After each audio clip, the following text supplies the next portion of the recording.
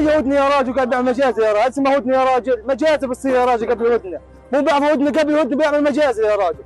هذول ناس زباله، العالم منور يا راجل. حسبي الله ونعم الوكيل في العرب قبل اليهود.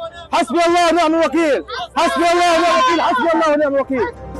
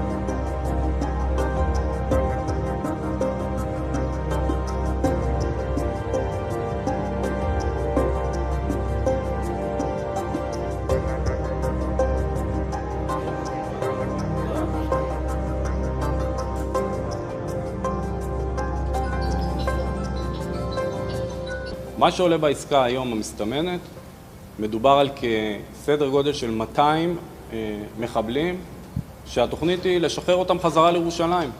וירושלים המשמעות היא שהם יסתובבו ברחובות ויעצימו את הטרור לרמות שאני לא יודע אם נוכל לסבול אותו. אם יהיה טבח כמו שהיה בעוטף עזה בירושלים, אני חושב שזה הסוף.